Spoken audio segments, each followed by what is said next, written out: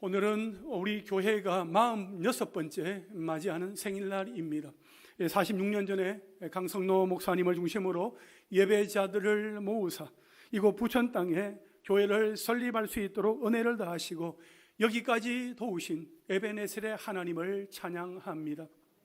또한 지금도 우리와 함께 하시는 임마누엘의 하나님을 경배합니다.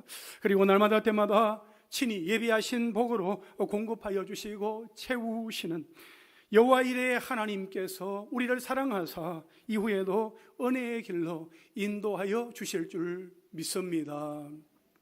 저는 우리 교회가 주님 다시 오시는 그날까지 하나님이 기뻐하시는 교회, 성도의 기쁨이 되는 교회, 이웃의 세상의 기쁨을 나누는 교회가 되기를 간절히 소망합니다.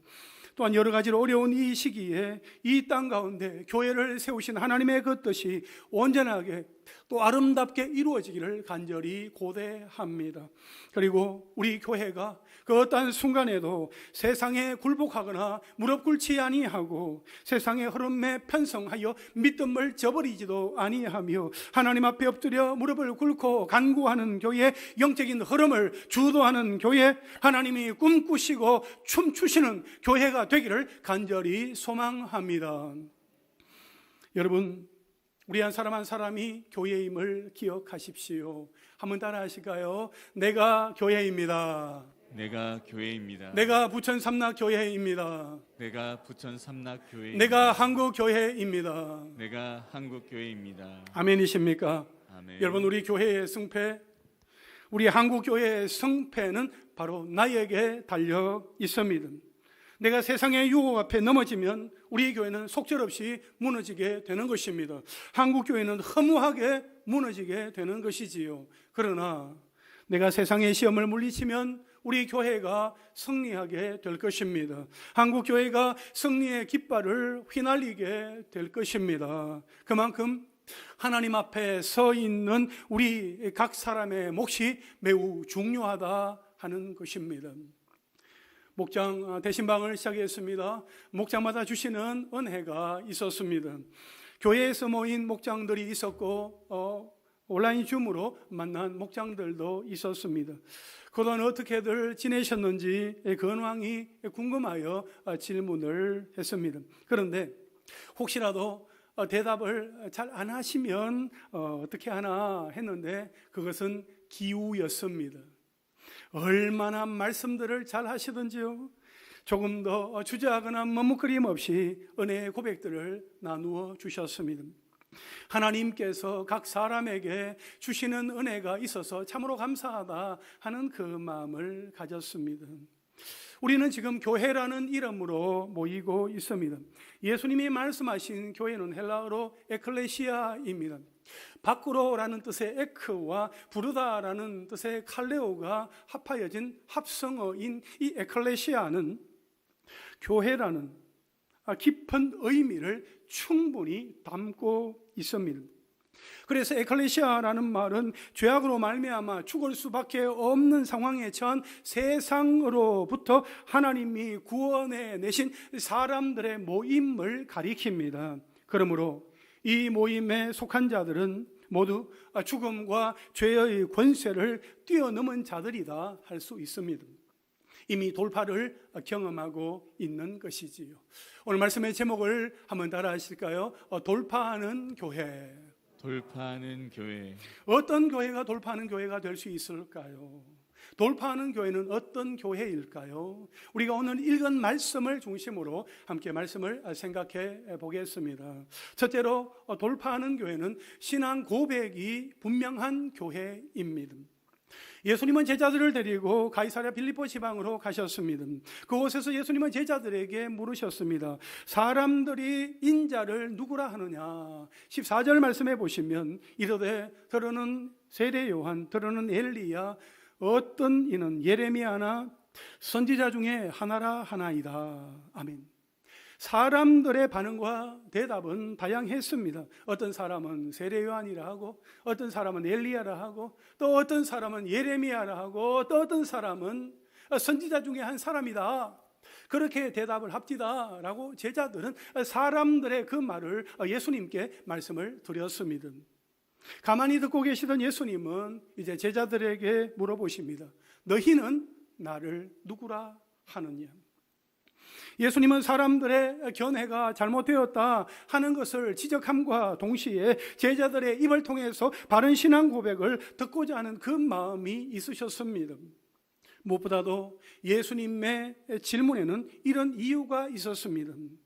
예수님과 제자들이 가신 가이사랴 필리포는 우상의 도시, 황제의 도시였습니다. 가이사랴 필리포는 로마 황제의 이름에 걸맞는 매우 큰 규모의 도시였고 신전이 있었습니다. 당시 가이사랴 필리포는 로마인들이 추구하는 또 이렇게 자랑하는 힘의 상징이었습니다. 그래서 도시와 신전 곳곳에 아름다운 몸매를 뽐내는 여인의 나신상과 우람한 근육을 자랑하는 남성의 조각상들을 세워두었습니다. 한마디로 가이사랴 필리포는 로마 황제 숭배가 매우 강한 도시였습니다. 예수님은 지금 그 우상으로 가득한 신전이 있는 땅에서 물으신 것입니다. 세상 사람들은 신들을 숭배하고 또 로마 황제를 주라고 부르는데 너희는 나를 누구라 하느냐 하는 것입니다. 그때 베드로가 고백합니다. 주는 그리스도시요 살아계신 하나님의 아들이십니다. 신화 속의 인물들을 신으로 섬기고 있고 로마 황제 가이사를 주라고 숭배하는 세상의 한복판에서 가진 것도 없고 보잘것도 없어 보이는 예수님이 나의 주, 나의 그리스도이시며 살아계신 하나님의 아들이십니다 라고 선포한 것입니다. 베드로의 고백은 로마 황제는 결코 신이 아니라 인간이며 예수님이 인간을 구원하실 하나님이시다 하는 것을 입으로 시인하고 인정한 것입니다. 그 당시 이방 종교가 온 땅을 덮고 있었던 그 시대 상황을 생각해 보면 이 고백이 얼마나 용감하고 감동적이며 위대한가 하는 것을 짐작해 볼 수 있습니다. 그래서 이 고백은 예수님께 칭찬을 받을 만큼 아주 모범적인 신앙 고백입니다. 베드로는 예수님께 주는 그리스도시요 라고 고백을 했습니다. 베드로는 예수님을 메시아로 기름 부음 받을 자로 하나님께서 자신의 뜻을 인간에게 나타내려고 이렇게 보내신 분으로 그리고 선지자들이 그에 관해서 예언한 모든 것을 성취하실 분으로 시인했던 것입니다. 또한 베드로는 예수님께 살아계신 하나님의 아들이십니다 라고 고백했습니다. 당시 보통 사람들은 메시아를 인간 중에 고상한 자로 생각을 했으나 베드로는 예수님의 신성을 분명히 믿었던 것입니다. 하나님의 아들로서 영원 전부터 계신 하나님의 본체시요 하나님 자신이시며 완전한 하나님이신 동시에 완전한 인간이신 메시아로 고백하였던 것입니다. 그러자 예수님은 베드로의 고백이 어떻게 이루어지게 되었는지 말씀을 하십니다. 17절에 보시면 예수께서 대답하여 이르시되 바요나 시모나 네가 복이 있도다. 이를 네게 알게 하니는 혈육이 아니요 하늘에 계신 내 아버지시니라. 아멘. 바요나는 요나의 아들이라는 뜻입니다. 즉 베드로의 아버지의 이름은 요나였습니다. 또한 혈육이라는 이 말은 유대인들에게 있어서 신성과 대조가 되는 인간성이라는 그 뜻으로 사용이 되었습니다. 여러분, 베드로의 고백은 참으로 놀랍고 위대합니다. 그런데 예수님은 이 베드로가 이러한 고백을 할 수 있도록 하신 그분은 베드로의 혈육, 즉 육신의 아버지인 요나가 아니라 하늘에 계신 예수님의 아버지, 즉 하나님의 계시에 의한 고백인 것이라고 예수님께서 말씀하고 계시는 것입니다. 여러분, 베드로의 고백은 사람이 할 수 있는 고백이 아닙니다. 이 고백 자체가 복입니다. 예수님이 누구이신지 아는 것이 복이다 하는 것입니다. 사랑하는 성도 여러분, 예수님이 우리에게 물으십니다. 우리 각 사람에게 물으십니다. 너는 나를 누구라 하느냐? 이때 여러분은 예수님이 어떤 분이시라고 고백하실 수 있겠습니까? 어떻게 고백해야 하나? 염려가 되십니까? 여러분 염려하지 마십시오. 성령 하나님께서 도와주십니다. 예수님이 어떤 분이신지 그 순간에 우리가 고백할 수 있도록 성령 하나님께서 도와주신다 하는 것입니다. 하나님은 우리 각 사람에게 고백을 하게 하십니다. 우리가 예수님을 나의 주인, 나의 구원자, 나의 하나님으로 고백하기까지는 하나님께서 우리에게 은혜를 주셔야 합니다. 여러분 지난 주일 말씀의 제목이 혹시 기억나십니까? 지난 주일 말씀의 제목은 중심을 보시는 하나님입니다. 그렇습니다. 하나님은 우리의 마음의 중심을 다 보고 계십니다. 우리의 삶도 보고 계십니다. 그리고 우리의 신앙 고백을 들으십니다. 그러므로 우리 모두 하나님 앞에서 신앙 고백이 분명할 수 있게 되기를 바랍니다. 예수님에 대한 신앙 고백에 따라 구원과 영생 혹은 심판과 멸망이 주어집니다. 여기에서 말하는 신앙 고백이란 그저 입으로만 하는 것이 아니라 마음 중심에서 우러나오고 자신의 삶을 통해서 입증되는 것을 의미합니다. 따라서 진정으로 예수님을 향해 나의 주, 나의 하나님으로 고백하는 사람은 자신의 삶 전체를 주님께 온전히 맡기고 심지어 죽음이 닥칠지라도 뒤돌아서지 않는 그 신앙을 지녀야 합니다. 성도들이 지니는 신앙은 오직 하나님의 주권적인 은혜의 결과입니다. 비록 베드로가 훌륭한 신앙 고백을 했을지라도 그것은 그의 지혜로 된 것이 아니라 하나님께서 은혜를 베풀어 주셨기 때문에 가능했던 것입니다. 따라서 우리들은 결코 우리 자신의 구원을 스스로 자랑하지 말고 오로지 하나님께 감사하며 우리가 변화하는 것을 보여주어야 합니다.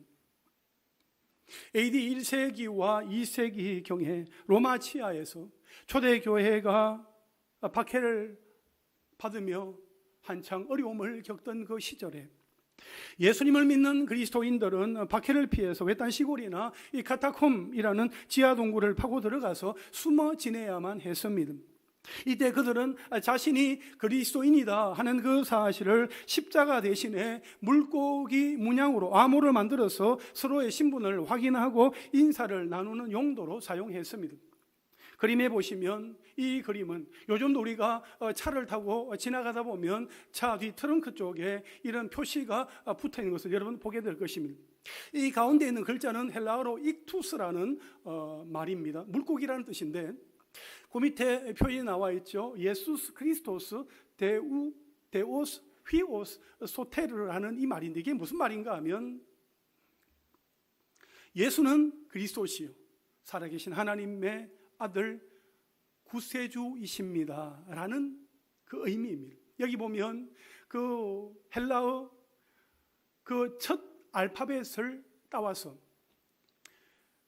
익투스라고 이렇게 읽는 것입니다. 여러분 그들은 언제 죽을지도 모르는 생명의 위협 속에서도 신앙을 지키며 예수님을 메시아로 그리스도로 하나님의 아들로 구세주로 믿었던 것입니다. 우리는 예배 시간마다 사도신경으로 신앙 고백을 하고 있습니다.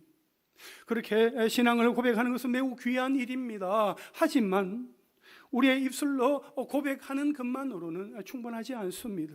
우리의 삶 속에서 고백한 그대로 살아야 합니다. 나의 창조자이신 하나님, 나의 구원자이신 예수님, 나의 위로자 되시는 그 성령님과 날마다 동행하며 그분이 말씀하여 주시는 바를 깨닫고 삶으로 실천하는 그 결과가 매우 중요합니다. 그런데 여러분, 우리가 지난 주일에 예배를 드리며 또 말씀을 들으면서 중심을 보시는 그 하나님을 인식하고도 지난 한 주간 우리의 일상에서 우리의 입술에서 흘러나온 말들은 어떤 말들이었습니까? 믿음의 고백이었습니까? 불신의 넋두리였습니까? 내 삶의 주인이 하나님이심을 인정하는 고백이었습니까? 아니면 여전히 내 삶의 주인은 나야 나 하는 것을 드러내는 주장이었습니까? 우리가 예수의 피로 구속 곧 죄사함을 받았음을 깨달은 사람이라면 우리의 입술에서 주를 향한 믿음의 고백은 더욱 분명해야 하며 머뭇거리거나 망설이지 말아야 할 것입니다. 사랑하는 성도 여러분, 진정한 신앙 고백은 우리의 입술의 고백에서만, 우리의 입술의 고백으로만 끝나면 안 되고 마음 깊은 곳에 확신해서 우러나오는 삶의 고백으로 이어져야 하는 것입니다. 그러한 은혜가 저와 여러분 우리 모두에게 있기를 주님의 이름으로 축원합니다. 둘째로 돌파하는 교회는 엄부의 권세가 이기지 못하는 교회입니다. 엄부의 권세가입니다. 엄부의 권세를 하면 안 됩니다. 엄부의 권세를 하면 패배하는 교회가 되는 거지요. 엄부의 권세가 해야만 승리하는 교회가 되는 것입니다. 주격 조사가 들어가느냐, 목적격 조사가 들어가느냐에 따라서 의미는 180도 달라지는 것입니다. 우리 교회가 이런 교회가 되기를 원하는데 엄부의 권세가 이기지 못하는 교회가 되기를 원합니다. 오늘 본문 18절 말씀해 보시면 또 내가 네게 이르노니 너는 베드로라 내가 이 반석 위에 내 교회를 세우리니 엄부의 권세가 이기지 못하리라. 아멘. 예수님은 시몬에게 베드로라는 새 이름을 주셨는데 그 베드로 이름의 뜻이 반석입니다. 그리고 예수님은 이 반석 위에 내 교회를 세우리니 엄부의 권세가 이기지 못하리라 이렇게 말씀을 하고 있습니다. 예수님이 이 반석 위에 교회를 세운다고 하셨는데 이 말씀은 결코 이 베드로 그 한 사람을 교회의 기초로 삼으신다는 뜻이 아니라 그가 고백한 예수 그리스도, 만세 반석이 되시는 예수 그리스도를 기초로 삼아 그 위에 반석이신 예수 그리스도 위에 교회를 세운다 하는 그러한 뜻입니다. 여러분, 이 베드로라는 이름의 뜻은 반석이라고 했습니다. 그런데 이 베드로 이름이 헬라어로는 페트로스입니다. 남성명사입니다. 그 뜻은 작은 돌멩이 또는 큰 바위입니다. 하나의 낱개의 돌을 말하는 것입니다. 그러나 예수님이 말씀하신 반석, 이 반석은 헬라어로 페트라입니다. 여성명사예요. 그 의미는 산을 떠받치는 반석, 한 지역의 땅 전체를 떠받치는 안반을 가리킵니다. 따라서 이 베드로라는 이름의 뜻은 하나의 낱개의 돌에 불과하기 때문에 결코 어떤 건물의 반석이 될 수 없습니다. 그러므로 오늘 본문 18절 말씀에서 예수님이 하시는 말씀은 베드로야, 너는 작은 하나의 돌멩이로서 쉽게 움직여지는 것이지만 나는 네가 신앙 고백한 것처럼 살아있는 반석, 만세 반석이어서 그 단단한 기초 위에 나의 교회를 세울 것이다 라고 말씀하시는 것입니다. 그렇습니다. 바로 베드로가 신앙 고백한 대로 예수님은 구약시대부터 줄곧 예언된 메시아이며 구약의 성도들이 그렇게도 대망하던 메시아 곧 그리스도이시며 성부 하나님과 동등하신 성자 하나님이십니다. 예수님은 바로 그러한 당신의 인격 위에 교회를 세운다 말씀하신 것입니다. 예수님은 이 반석 위에 교회를 세울 것인데 내 교회는 엄부의 권세가 이기지 못하리라 그렇게 말씀을 하셨습니다. 여기에서 엄부의 권세란 엄부의 문들을 의미하는데 엄부의 문들은 엄부의 악한 세력들을 상징합니다. 그래서 엄부의 문이라 하면 죽음과 사탄의 힘을 나타내는 말입니다. 여러분, 엄부의 권세는 죽음의 권세, 어둠의 권세입니다. 이 엄부의 권세가 교회를 이기지 못하리라. 이 예수님이 말씀하신 것은 장차 예수님이 십자가에 달려 죽으시고 사흘 만에 부활하신 그 놀라운 일들을 통해 죽음의 권세를 깨뜨려 승리하심으로써 죽음의 권세가 그리스도의 몸된 교회를 결코 이기지 못하게 될 것을 염두에 두고 하신 말씀인 것입니다. 여러분, 엄부의 권세, 죽음의 권세, 어둠의 권세가 이기지 못하는 교회는 어떤 교회일까요? 설교를 준비하는데 하나님께서 에게 이런 마음들을 이렇게 주셨습니다. 엄부의 권세가 이기지 못하는 교회는 한마디로 내 교회, 주님의 교회입니다. 주님이 주인 되시는 교회입니다. 베드로의 신앙 고백을 기초로 하여서 예수님의 핏값을 지불하고 사신 교회입니다. 주님의 보혈로 뒤덮인 교회, 십자가 보혈이 뚝뚝 떨어지는 교회입니다. 주님이 기뻐하시고 춤추시는 교회, 주님이 한 걸음에 달려오시는 교회, 주님의 임재가 있는 교회, 주님이 목자 되시는 교회, 주님만을 바라보며 따라가는 교회, 주님께 산 소망을 두는 교회, 주님만 의지하는 교회, 세상의 모진 바람과 유혹에도 결코 넘어지지 아니하고 버티고 견디는 교회, 이런 교회는 음부의 권세가 절대로 이기지 못합니다. 할렐루야. 여러분, 어둠의 권세, 죽음의 권세를 사용하는 이 사탄의 공격은 때와 장소와 대상을 가리지 않습니다. 언제든지 틈만 보이면 공격해 들어오지요. 영적 지도자를 공격합니다. 공동체를 무너뜨리려고 합니다. 그래서 은혜, 감동, 감사, 감격, 기쁨이라는 단어는 모조리 다 빼앗아 버리고 그 대신에 시기와 질투, 의심, 불안, 불신, 미움, 불평, 불만이라는 그 씨앗을 쫙 뿌리고 도망가 버리는 겁니다. 여러분, 제가 우리 교회의 공적인 부분에 대표자로 되어 있습니다만, 만약 내가 당회장이다, 내가 담임 목사다, 내가 대표자다 하는 그 이유로 하나님께 올려드려야 할 그 모든 영광을 중간에서 가로채 버리고 말씀을 선포하기보다도 인간의 생각을 집어넣어서 복음을 희석시키고 부분 순종하고 불순종하면서 세상의 헛된 욕심과 욕망만을 쫓아간다면 하나님은 저 한 사람 때문에 우리 교회 가운데 허락하실 그 은혜를 다 거두어 가버리실 것입니다. 하나님의 임재를 중단하실 것입니다. 영적인 목마름 가운데 우리를 그냥 방치해 버리실 것입니다. 그리하면 우리는 하루아침에 사탄의 먹잇감이 되고 마는 거예요. 그게 두렵고 떨리는 것입니다. 그게 하나님 앞에서 정말 두렵고 떨리는 일입니다. 그래서 저도 기도하고 여러분도 저를 위해서 기도해 주셔야 합니다. 저희 어머니가 살아 계셨을 때에는 어머니가 저의 기도의 후원자이셨습니다. 근데 어머니가 천국 가셨어요. 이제 누가 저의 기도의 후원자가 되시겠습니까? 임정자 권사님, 할렐루야. 장복실 권사님, 여러분이 저의 기도의 후원자가 되어 주셔야 합니다. 여러분 모두가 저를 위해서 기도해 주셔야 합니다. 우리가 그렇게 함께 기도하는 가운데 저도 말씀 앞에서 항상 깨어 있고 여러분도 말씀 앞에서 겸비하여 한마음 한뜻 되어 하나님의 주권을 인정하고 하나님께 순복하며 나아간다면 음부의 권세, 어둠의 권세는 일절 우리를 틈타지 못할 것입니다.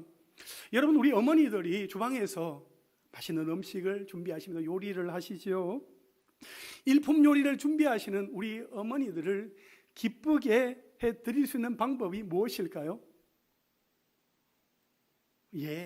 그 음식을 맛있게 그릇을 싹 비우면서 먹는 것입니다.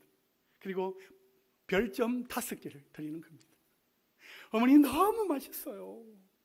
훌륭해요. 그 어떤 셰프보다도 뛰어난 음식이었어요.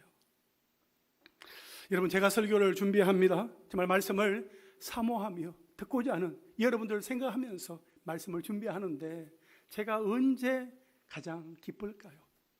여러분들이 말씀 앞에 겸비하며 말씀을 듣고자 하는 그런 마음으로 귀를 쫑긋 세우고 두 눈을 부릅뜨고 하나님의 말씀 앞에 나아가는 그런 모습을 바라볼 때, 그리고 여러분들이 말씀 앞에 고개를 끄덕이면서 공감할 때 저는 정말 너무너무 기뻐요. 어제 공휴일이었죠. 많은 분들이 아마 야외로 또 이렇게 쉬러 나갔었을 텐데 저는 종일토록 밥 먹는 시간 외에 목양실에서 예배를 준비하고 설교를 준비하며 시간을 보냈는데 그 시간이 전혀 아깝지 않은 거예요. 나는 뭐야? 나는 왜 밖에 나가서 쉼을 가지지 못하는 거지? 나도 좀 나가고 싶어. 그런 마음 아니에요. 예배를 생각하며 말씀을 준비하는데 하나님께서 저에게 주신 은혜가 너무너무 감사했습니다. 여러분들이 하나님의 말씀을 귀담아 들을 때에 지금 하나님의 놀라운 은혜가 여러분이 10년 가운데 충만하게 임하게 될 줄로 믿습니다. 여러분, 들어야 합니다. 아무리 좋은 말씀이라 할지라도 눈을 감고 마음을 닫고 콩밭에 가 있으면 아무 의미가 없습니다. 아무리 살아있고 활력이 있는 하나님의 말씀이라 할지라도 선하고 열린 마음으로 듣지 않으면 아무 의미가 없습니다. 어제의 은혜로 오늘을 살아갈 수 없습니다. 오늘을 살아가기 위해서는 오늘의 은혜가 나에게 필요합니다. 하나님, 오늘 나에게 필요한 그 은혜를 나에게 주십시오 하면서 하나님 앞에 기도하며 나아가야 하는 것이에요. 그러려면 하나님의 말씀을 귀담아 들어야 합니다. 잘 들어야 합니다. 뿐만 아니라 듣는 것으로 끝나지 않고 듣고 순종하며 삶이 변화할 때 모두가 행복하고 그 누구보다도 무엇보다도 우리 하나님께서 기뻐하시는 것입니다. 여러분, 기억하십시오. 말씀을 들으면 때로는 하나님의 말씀이 내 마음을 찌르기도 합니다. 아프게도 합니다. 그러나 치유와 회복이 일어납니다. 위로와 평강, 은혜와 축복을 경험하게 되는 것이지요. 하나님의 말씀이 내 속에 흘러 들어와서 내 안에 죄와 어둠을 다 씻어냅니다. 말씀을 들으면 내가 살아납니다. 소망이 생깁니다. 기쁨이 생깁니다. 자살하고 싶은 그 충동이 사라지고 하나님의 비전을 갖게 됩니다. 돈의 사용처가 달라지고 사람들을 대하는 마음의 자세가 달라지게 되는 것입니다. 그렇게 우리가 살아서 날마다 깨어 있으면 음부의 권세가 절대로 이기지 못합니다. 음부의 권세, 어둠의 권세, 영적 죽음의 권세는 절대로 우리 교회를 함부로 넘어뜨리지 못합니다. 아무쪼록 예수 그리스도의 생명과 복음으로 충만하여 그 놀라운 승리와 기쁨을 경험하는 저와 여러분, 우리 모두가 될 수 있기를 주님의 이름으로 축원합니다. 마지막 셋째로 돌파하는 교회는 천국 열쇠를 받은 교회입니다. 19절 말씀 우리 함께 읽겠습니다. 시작. 내가 천국 열쇠를 내게 주리니 네가 땅에서 무엇이든지 매면 하늘에서도 매일 것이요 네가 땅에서 무엇이든지 풀면 하늘에서도 풀리리라 하시고 아멘. 예수님은 베드로에게 천국 열쇠를 주셨습니다. 여기에서 천국 열쇠란 천국의 문을 열어서 사람들로 하여금 천국으로 들어갈 수 있도록 하는 열쇠를 의미합니다. 물론 이 천국 열쇠는 실제적인 열쇠가 아니라 상징적인 열쇠로 곧 복음을 가리킵니다. 무엇을 가리킨다고요? 복음을 가리킵니다. 즉 예수님은 천국의 문이라고 할 수 있는 교회를 지키는 청지기들에게 그 문을 열 수도 있고 닫을 수도 있는 그 열쇠, 곧 복음을 맡기셨습니다. 이것은 놀라운 특권입니다. 복음을 선포할 수 있는 특권, 복음을 해석할 수 있는 특권, 복음을 전파할 수 있는 특권, 전도할 수 있는 특권, 용서할 수 있는 특권, 또 기도할 수 있는 특권, 사랑할 수 있는 특권을 주셨다 하는 것입니다. 따라서 예수님의 말씀에서 땅에서 푼다 하는 것은 곧 복음을 맡은 사람들이 이 땅에서 복음을 열심히 전하는 것을 말하며, 그럴 때에 하늘에서 풀린다 하는 것은 곧 천국의 문이 열려서 그 복음을 듣고 믿는 자들이 천국으로 들어갈 수 있게 된다 하는 것을 말하는 것입니다. 반대로 땅에서 맨다 하는 것은 곧 복음을 맡은 사람들이 이 땅에서 복음을 전하지 않는 것을 말하며, 그럴 때에 하늘에서도 매인다 하는 것은 곧 천국의 문이 닫혀서 아무도 천국에 들어가지 못하게 된다 하는 것을 말하는 것입니다. 사랑하는 여러분, 천국 열쇠는 곧 복음입니다. 예수님은 그 복음을 천국의 문, 곧 교회의 청지기가 된 성도들인 우리에게 맡기셨습니다. 따라서 우리는 언제나 천국 열쇠를 받은 자로서 이 땅의 모든 사람들에게 천국 열쇠를 사용함으로써 천국 문을 열어 주어야만 하는 책임이 있습니다. 만약 우리가 이 책임을 다하지 않는다면 천국으로 들어갈 사람은 없을 것이며, 오히려 바깥 어두운 데서 슬피 울며 이를 가는 사람들만 남게 될 것입니다. 그리고 우리는 그 책임을 면할 수 없습니다. 그래서 사도 바울은 고린도전서 9장 16절 말씀에서 내가 복음을 전할지라도 자랑할 것이 없음은 내가 부득불할 일임이라. 만일 복음을 전하지 아니하면 내게 화가 있을 것이로다. 이렇게 말하고 있습니다. 내가 부득불 해야 될 일인데 내가 복음을 전하지 아니하면 내게 화가 있을 것이라고 사도 바울은 그렇게 고백하고 있습니다. 우리는 천국 열쇠 복음을 받은 자로서 무시로 복음을 전하며 우리에게 주어진 책임과 본분을 다하여야 합니다. 여러분, 복음은 능력입니다. 하나님의 능력입니다. 로마서 1장 16절에 보면 내가 복음을 부끄러워하지 아니하노니 이 복음은 모든 믿는 자에게 구원을 주시는 하나님의 능력이 됨이라 했습니다. 복음은 모든 믿는 자에게 구원을 주시는 하나님의 능력이 되는 것입니다. 할렐루야.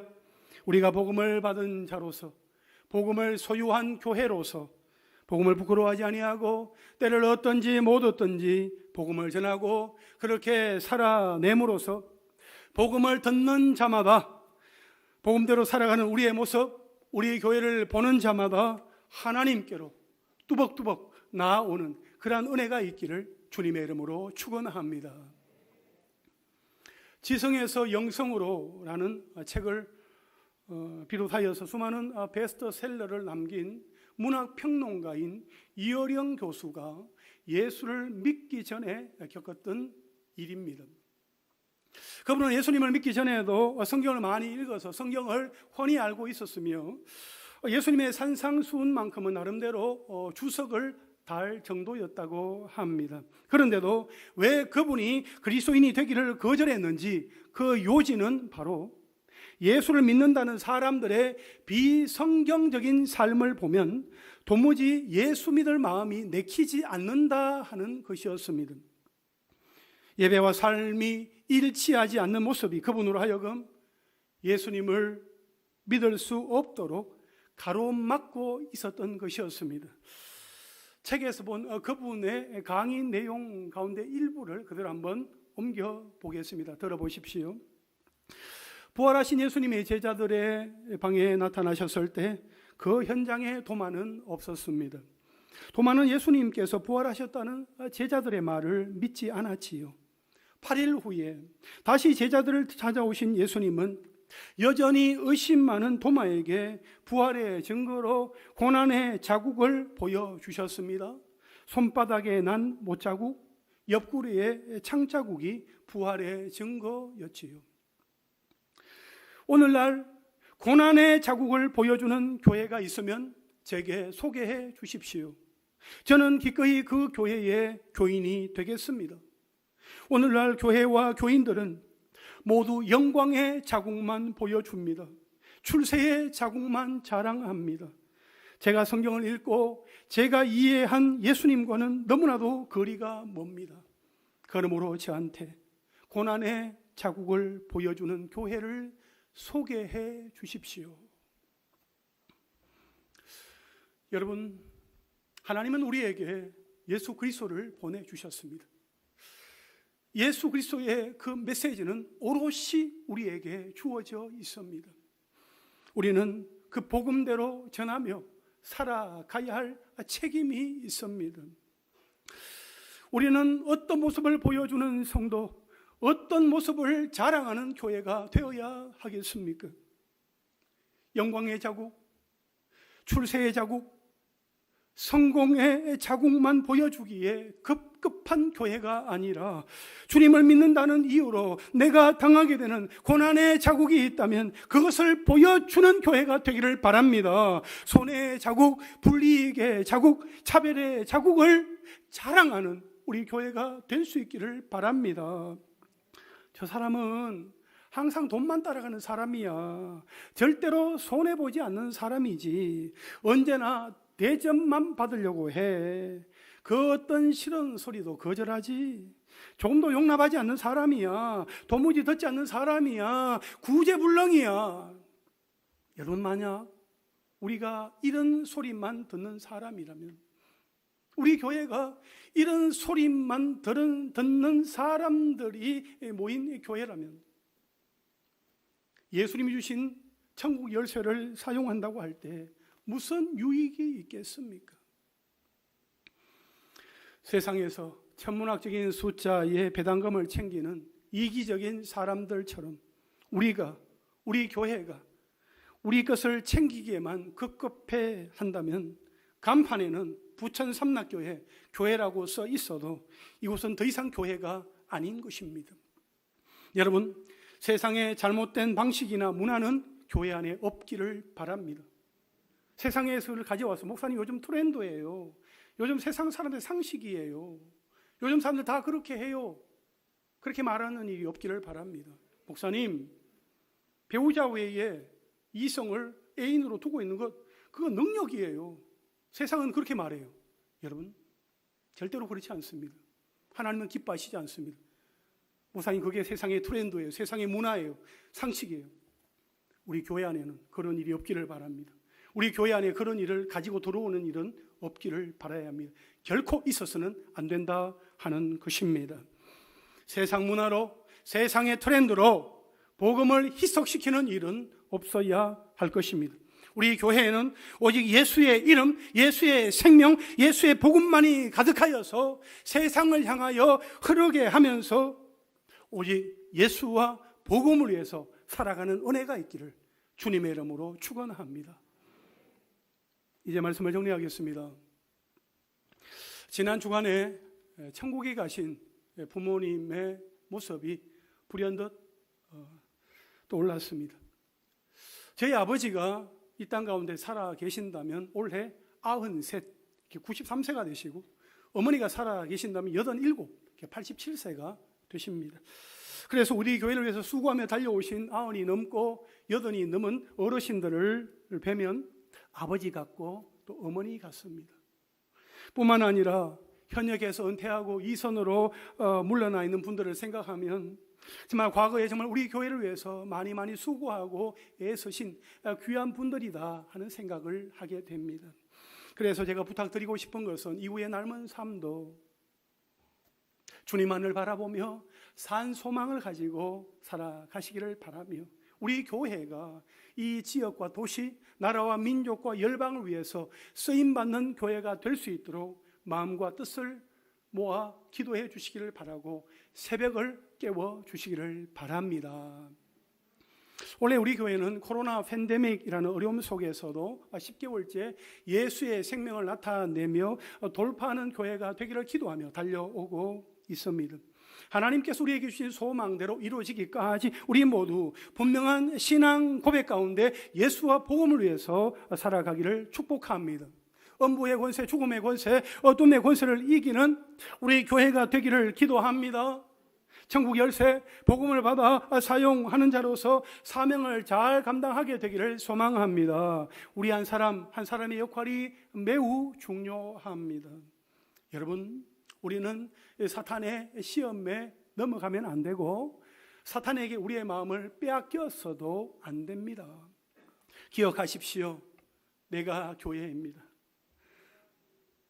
나는 부천 삼락교회입니다. 나는 한국교회입니다. 내가 살면 우리 교회가 살고 내가 살면 우리 한국교회가 사는 것입니다. 아멘이십니까? 여러분, 우리 한 사람 한 사람은 그만큼 영적인 선한 영향력을 가지고 있다 하는 것입니다. 사랑하는 여러분, 저는 우리 교회가 하나님으로 즐거운 교회, 예수님으로 행복한 교회, 성령으로 충만한 교회가 되어서 예수의 생명을 나타내며 돌파하는 교회, 돌파하는 목장, 돌파하는 성도, 돌파하는 가정, 돌파하는 가족들이 다 될 수 있게 되기를 주님의 이름으로 축원합니다. 할렐루야.